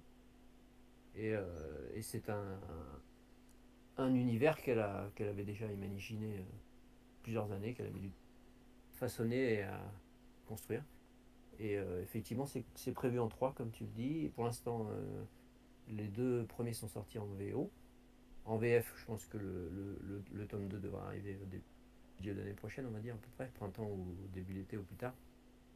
Et dans son interview, elle dit que le 3 est déjà fait, déjà terminé, donc elle espère que ça va sortir assez vite en VO. Donc, Chouette. je pense que voilà, d'ici fin 2024, début 2025, on devrait avoir tout en français, je pense. Ok. Voilà, si ça répond Euh, en partie à ta question. oui. Donc Verse, du coup, se situe dans un univers où il y a très longtemps, c'est ce qu'on nous dit dès le départ, la magie était omniprésente dans cet univers-là. Les villes, d'ailleurs, étaient des villes qui flottaient dans les airs. Et puis bah, tout ça, c'est, dans tous les sens du terme, casser la figure. La magie n'existe a priori plus, ou presque plus. Et une nouvelle langue est apparue qui s'appelle le verse, qui est une langue qui semble voilà, cacher quelques secrets, on va dire. On fait la connaissance de ce jeune homme qui est là, voilà. On comprend rapidement qu'il a vécu quelque chose d'assez compliqué, c'est-à-dire que son frère Aran est disparu, enfin est mort, que ça a été plutôt un traumatisme pour lui. Il vit dans une petite bourgade de campagne, du coup seul avec son père désormais, et il prend la décision de partir parce que pour lui, s'il veut apprendre le métier dont il rêve, qui est le métier de forgeron, il veut forger des armes notamment, et il faut qu'il aille à la ville, il faut qu'il aille dans une ville où il pourra apprendre avec un maître forgeron, et donc ce petit jeune là qui s'appelle Fif va donc partir avec la bénédiction de son père à dos de cheval à travers toute la campagne pour se diriger vers cette ville. En chemin, il va croiser un personnage assez étrange qui va lui tracer une sorte de glyphe sur la main, soi-disant que ce glyphe va l'aider à trouver son chemin parce qu'il est perdu. Donc quelque chose de magique qui va l'aider à trouver son chemin. Il faut qu'il suive un petit peu les indications de ce glyphe.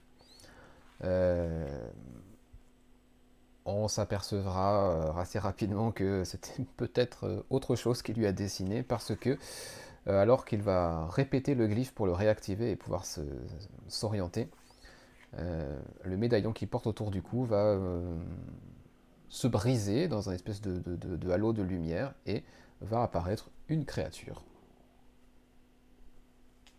Et c'est tout ce que j'en dirais par rapport à l'histoire. Voici donc la créature en question que l'on voit ici. On est dans un monde où la magie fait peur, où il y a des êtres démoniaques qui s'appellent les Vels, qui sont un peu des êtres bannis qu'il faut éliminer, qu'il faut supprimer. Et de prime abord, cette jeune femme qui est apparue au moment où le médaillon s'est brisé a quand même tout d'une Velle. Donc il va falloir peut-être se méfier, en tout cas essayer de comprendre qui elle est et d'où elle vient. Et c'est tout ce qu'on va découvrir dans ce premier volume, hein, essayer de voir un petit peu qui est cette jeune femme, d'où est-ce qu'elle peut venir, est-ce que c'est une Velle, est-ce qu'elle est dangereuse ou pas. La place de la magie dans cet univers va être questionnée. On va savoir qu'elle est beaucoup plus présente en fait que ce qu'on veut bien nous dire officiellement. Il y a beaucoup de magie cachée, il y a pas mal de forces en présence qui se confrontent. Moi j'ai trouvé ça très très efficace. Clairement, j'ai trouvé ça très efficace. Graphiquement, il faut rentrer dedans. Voilà, au début, on peut trouver le trait un peu peut-être peut-être simple par rapport à ce qu'on peut lire d'habitude chez d'autres éditeurs ou dans d'autres univers. Et au final, on s'y habitue et on se rend compte qu'en fait, pas du tout, ça cache beaucoup plus de détails que ce qu'on croyait. Notamment quand on le reparcourt après avoir lu le premier tome, on s'aperçoit qu'il y avait des petites informations qui nous étaient déjà données en arrière-plan ou alors dans les bulles qui sont prononcées dans la langue du coup du verse, comme ces bulles-là. Parce qu'au début du livre, on a un décodeur.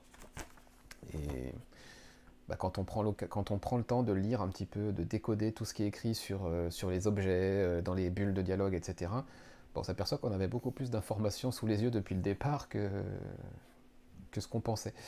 Donc j'ai trouvé ça très malin. Je serai présent pour le tome 2, c'est clair.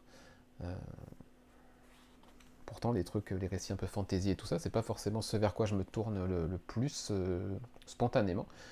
Mais force est de constater que celui-ci est diablement efficace. Il y a une espèce de douceur qui se dégage aussi de tout ça. J'ai vraiment aimé, et je crois que toi aussi, Boris. Oui, oui. Ouais, très... Alors effectivement, tome très introductif, on va dire. Ouais. J'ai trouvé que ça démarrait doucement. Mais après, on se laisse emporter par les personnages, notamment, et l'écriture des personnages, qui par leurs interactions s'étoffent petit à petit, et on finit par s'attacher à tous ces protagonistes. Après, là, comme je le disais, je suis pas tout à l'heure lecteur de fantasy, mais moi, ça me satisfait pleinement. L'univers, effectivement, se construit petit à petit, et je pense qu'on va atteindre un autre niveau, on va dire, en termes de construction. Tome 2. Ouais. Mais non, très efficace. Et puis, effectivement, au niveau du dessin, au départ, oui, effectivement, ça fait un peu, alors pas simple, mais je sais pas plus. Ouais, j'ai pas trouvé de mots non plus, mais peut-être un peu léger, on va se dire, pour un univers de fantasy, ça manque de fantasy, peut-être. On va dire ça comme ça. peut-être. Et puis finalement, non. Alors, de toute façon, elle, c'est une fan de fantasy médiévale, donc il était hors de question de mettre son histoire dans un autre type d'univers de fantasy. Et puis finalement, non, ça fonctionne super bien. Hein. On s'accroche, on s'attache rapidement à tous ces personnages. Et ça se construit petit à petit. Effectivement, c'est pas une série qui, là aussi, va à l'heure. Mais ça fonctionne bien puisque il y a combien de chapitres, mais bon, c'est construit comme ça n'a pas été construit comme une série en épisode, quoi. Donc, faut le prendre c'est le format graphic novel convient tout à fait. Donc, effectivement, faut le prendre comme ça. Donc, non, très bonne lecture, très bon début des séries. Et je pense qu'effectivement, ça va monter en puissance pour le deuxième et le troisième après. Après, moi, j'ai pas pris le temps de décrypter tous les trucs vers cela. J'avoue que... En fait, je comptais pas le faire. Je comptais me dire, bon, tant pis, j'aurai les révélations quand je les aurai. Mais au final, c'est quand j'ai vu le petit rabat à la fin, où je vois que clairement, on arrive à lire bientôt. Si on fait un petit effort de déformer un tout petit peu les caractères, on arrive à lire bientôt ici. Tout comme à la toute fin, alors je vais essayer de ne pas montrer la... Voilà, hop. Là, on arrive très bien à lire à suivre. Et je me suis dit que ça me demanderait peut-être finalement pas tant d'efforts que ça. Donc j'ai commencé à lire un petit peu les bulles. Et au final, avec un petit exercice un petit peu de concentration, on arrive à pas forcément avoir à être obligé de s'orienter vers le décodeur à chaque fois. Donc ça passait plutôt bien. Et il y a des trucs, voilà, notamment ce que dit le personnage au tout début quand il trace le dessin dans la main de Fif. Bah ouais, clairement, il énonce ses intentions dans cette bulle. Donc voilà, c'est assez intéressant. C'est assez intéressant. Il y a beaucoup de mystères qui restent à soulever. Les origines de cette jeune femme, l'histoire de la mort du frère de Fif aussi, voilà, qui sont des choses qui les hantent tous les deux et qui pourraient peut-être être connectées, je ne sais pas. Enfin, en tout cas, voilà, il y a pas mal de trucs à apprendre encore et ouais, je serais content de lire la suite. Ouais, ça pose les bases de quelque chose de vraiment, vraiment intriguant. Ouais, clairement. On va terminer avec Clément, qui va nous parler d'un gros bébé, puisqu'il a presque terminé. Il te reste le dernier volume, c'est ça ? Ouais, c'est ça. Ouais. Donc tu as lu les tomes 1 à 4 de Transmétropolitane de Warren Ellis et Darick Robertson. un petit truc, hein. Juste un petit Ouais. truc, hein, qui est pas du tout renommé, qui est pas du tout ambitieux. Euh, non, blague à part. Donc oui, effectivement, j'ai lu les 4 premiers tomes. J'ai pas encore eu le temps de lire le, le dernier tome. Mais je voulais quand même en parler parce que ça permet aussi de parler de titres qui datent. Parce que pour le coup, j'étais étonné de voir que le début de la série date déjà de 1997. Mhm. Donc il y a plus de 20 ans. Et aussi parce qu'encore une fois, ça permet de rendre hommage à la collection d'Urban Nomad. Et encore une fois, il n'y aurait pas eu Urban Nomad. Je pense que jamais, je n'aurais lu Transmétropolitan. Et deux, jamais je n'aurais eu l'occasion, par conséquent, de vous parler de Transmétropolitan pour une petite review. Euh, je ne vais pas rentrer dans le détail de l'histoire parce qu'en réalité, d'ailleurs, j'étais étonné en lisant, c'est excessivement dense. Enfin, excessivement, j'exagère, c'est très très dense, mais c'est juste brillantissime. On est dans un univers néo-punk, je crois, enfin cyberpunk, pardon. On suit la route d'un journaliste Spider Jérusalem, qui est un journaliste pour le moins merde, irrévérencieux, Irrévérencieux. irrévérencieux pour le moins très charmant et pas du tout insultant à l'égard des personnes. Euh, et donc, en fait, on le suit où il suit en fait des campagnes présidentielles ou à travers ses articles, tout simplement, il essaye de dénoncer certaines choses. Et notamment de dénoncer les magouilles politiques, les personnes qu'il a en ligne de mire, donc les candidats à la présidentielle. Euh, et donc, je vais pas rentrer dans le détail de l'histoire parce que c'est très riche et ça mérite d'être lu. Mais ce qui est assez saisissant avec Transmétropolitan, c'est qu'on a beau être je le disais, sur un comics qui a commencé en 97. C'est assez incroyable de voir à quel point le propos de Warren Ellis est encore d'actualité. Mm. Il y a des choses vraiment, c'est d'actualité. Il était même, je pense, en avance sur son temps, puisqu'en fait, des problématiques qu'il soulève dans les 4 premiers tomes, en fait, c'est des problématiques qu'on connaît actuellement. Alors évidemment, hein, évidemment, il les pousse à l'excès, mais c'est volontaire. Et ça donne un propos qui est très riche, très irrévérencieux, euh, très intelligent, et une critique de la société, du coup, début 97-2000, mais en réalité qui correspond parfaitement à ce qu'on a actuellement. Et c'est une critique de la société, des dérives du monde d'aujourd'hui, une grosse critique aussi des Mhm. médias, du système politique, de l'influence qu'on peut avoir, de l'influence des médias, de l'influence des politiques, sur les magouilles aussi, sur comment faire passer certaines choses auprès de la population. Enfin, c'est vraiment des critiques d'ensemble et c'est juste brillant. Je pense pour le coup que cette œuvre-là, c'est une œuvre majeure et je pense qu'il faut la lire en 2-3 fois parce qu'en réalité, moi, je découvre ça et en fait, la découverte, je découvre ça, mais je pense que pour vraiment comprendre le texte, à mon avis, il faut au moins le lire 2-3 fois, je pense, pour vraiment saisir toutes les subtilités. Mais c'est brillant, c'est du Warren Ellis, enfin voilà, c'est un bijou. C'est un bijou. Alors, oui, évidemment, et ça se comprend tout de suite quand on lit même le premier tome, on comprend tout de suite pourquoi c'est un public averti. Parce que autant dire que, comme j'aime dire, si on veut avoir des idées d'insultes, lisons Transmétropolitane, hein, parce que c'est Warren Ellis est très inventif en termes Ouais, c'est très d'insultes. fleuri, c'est très fleuri. C'est très fleuri. Enfin, moi, je me tape des barres parce que je me dis, mais où est-ce qu'il va chercher toutes ces insultes-là? Et on a une galerie, une palette de personnages qui est assez incroyable. On a des arcs. Et en fait, la série monte en puissance parce que c'est vrai que sur le premier tome, c'est de l'installation. Et bon, un peu de mal quand même, il faut réussir à s'accrocher. Et je dirais que la série décolle vraiment à partir de la fin du deuxième tome. Et qu'on est sur une montée en puissance tout le long. Et je pense que là, le dernier tome, donc le tome 5, ça va être, euh, ça va être quelque chose. Mais enfin, voilà, vraiment, c'est excellentissime. C'est, c'est très politiquement incorrect. C'est vraiment, on comprend pourquoi c'est du Vertigo. J'en suis à point de me dire, est-ce qu'on serait capable de publier ça là, maintenant, en 2020? Je me demande. Je sais pas. Peut-être que oui, Je, peut-être que je sais pas. je, je me demande, mais en tout cas, c'est brillant et en fait, ça a le mérite de poser un tas de questions parce que euh, je, il pose quand même des questions, même sur la question du transhumanisme. C'est-à-dire Euh, la notion de genre, notamment, il est très en ouais, avance sur son époque par rapport à toute la notion de complètement, genre. La fluidité du ouais, genre est quelque chose où complètement. enfin, c'est même pas une question en fait pour lui, c'est tellement évident C'est ça, ouais, ouais, euh, qu'on se dit qu'en 1998, quand il écrit cet arc, ouais, waouh, ouais, en ouais, chapeau.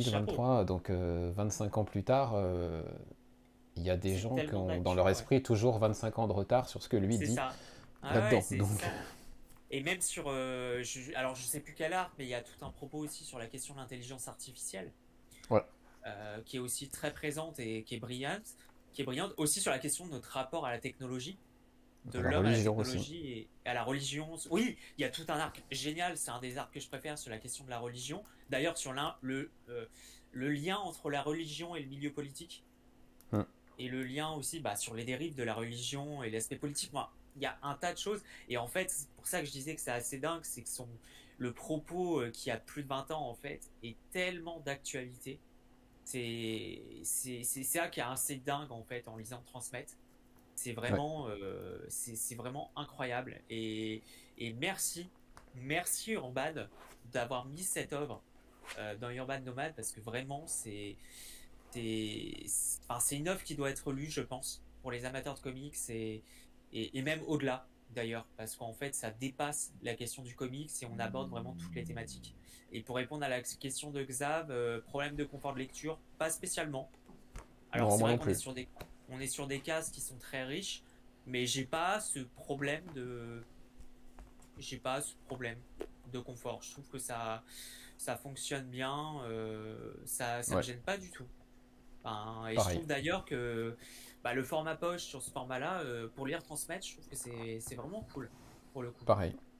Ouais. Enfin, vraiment, Euh, Juste pour conclure par rapport à Transmétropolitane et ce que tu disais en remerciant Urban, etc. Effectivement, moi je les félicite d'avoir fait ce choix de mettre ça dans la gamme nomade parce que les éditeurs ont aussi une mission par rapport aux œuvres ouais, qu'ils mettent à disposition, presque une mission d'éducation.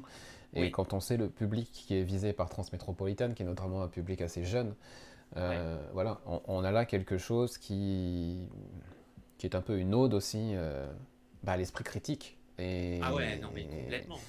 et à ouvrir les yeux un petit peu sur le monde qui nous entoure, sur les médias, sur les liens entre les lobbies, la politique, la Ouais, ouais, religion, enfin ouais. voilà. C'est vraiment Euh, tout. donc sous l'aspect d'une œuvre un peu trashouille, on va dire, Subversive. Ouais, subversive, voilà, il y a vraiment un ouais. message, une vraie Ah, portée aussi c'est. éducative pour le public qui est visé, et effectivement, merci Urban d'avoir proposé ça dans un Ah ouais. format nomade à un prix accessible pour ceux qui sont vraiment visés par le message en fait. Ah ouais, ouais, Donc et vraiment, ça. bien Et joué. sincèrement, enfin. Ah ouais, complètement. Et sincèrement, j'exagère pas dans ce que je veux dire. Je pense que typiquement, même sur les supports, tu parlais d'éducation. Je pense que si on voulait, en termes d'éducation, je parle au lycée, collège, faire découvrir des œuvres de BD qui portent de tous ces sujets-là, transmettre, c'est parfait pour ça. Parce que ça aborde vraiment toutes les thématiques transhumanisme, religion, la sexualité, comme tu disais, la fluidité du genre, l'aspect du rapport à la politique, du rapport aux médias, Mm. sur la manière aussi, parce que à la fois il y a une critique et en fait, c'est à la fois, dans ce que j'ai compris, il y a à la fois une double critique qui est sur à la fois l'influence et le problème qu'ont les médias dans l'influence de la société sur nos choix de société, sur les choix politiques, mais aussi, et c'est là aussi toute la portée de l'œuvre de Warren Ellis, c'est aussi, euh, il défend aussi le rôle des médias, parce que c'est aussi toute l'œuvre de transmettre, c'est il montre l'apport des médias pour éveiller notre esprit critique et aussi pour dénoncer tout un tas de choses. Et à l'heure où on a tendance aussi à être dans le complotisme, dans la remise en cause des médias, je trouve que la lecture de Transmétropolitane a encore plus une portée et un intérêt. Et c'est là où en fait on voit aussi bah, toute la raison de, de la collection d'Urban et toute la raison de porter des œuvres comme ça qui sont en fait finalement des œuvres intemporelles. Et encore une fois, vraiment chapeau bas à Urban pour avoir permis de ça parce que Je l'avais vu passer, hein, transmettre, mais honnêtement, c'est vrai qu'avec le prix, on était quand même, je crois, sur des albums à aller au moins 30 € unité. Je crois, c'est des gros trucs, voire plus. Bah, 28, c'est ouais. vrai on peut passer à côté et qu'avec ça, bah, merci, quoi, parce que ça fait un chef-d'œuvre c'est une œuvre hyper profonde et en avance sur son temps. Et c'est ce que je retiens de transmettre, c'est que sur une œuvre qui date de 97, quoi, 97-2002, c'est assez stupéfiant de voir comment Warren Ellis était visionnaire. Ben voilà, tout est dit, tout est dit. Et vous remarquerez que par rapport à la liste que j'avais prévue, nous sommes pile Ouais. dans le timing. Donc nous garderons ce qui était en bonus pour une prochaine fois sur des reviews express sur le numéro de novembre. Ben écoute, Boris, tu avais lu toi Transmétropolitan? Je l'avais commencé, parce que moi je l'ai acheté en grand format, Ouais, évidemment. J'ai dû lire les 3 premiers, et ok. pas fini, mais ce serait l'occasion de s'y remettre. Mais il faut que les journées soient de 48 heures, je pense, pour que j'y arrive. C'est l'éternel problème, on est d'accord. Mais il faudrait effectivement que je reprenne. De toute façon, il faudrait que je reprenne au début, il y a trop longtemps que j'avais commencé. Donc, c'est un objectif. Allez, courage. À remplir. Et bien voilà, on arrive à la fin de cette salve d'octobre, une salve très riche, où on a proposé 15 chroniques, on est sur une moyenne haute. Il y avait de tout, il y avait du très bon, du un peu plus décevant, il y avait vraiment de tout et de tous les genres, donc c'était une chouette sélection.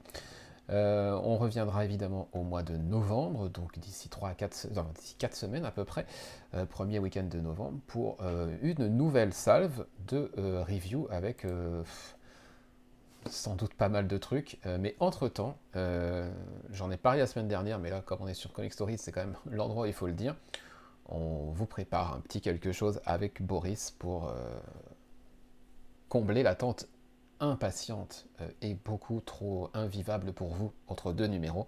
Vous aurez droit à un petit quelque chose bonus, normalement pendant les vacances de la Toussaint.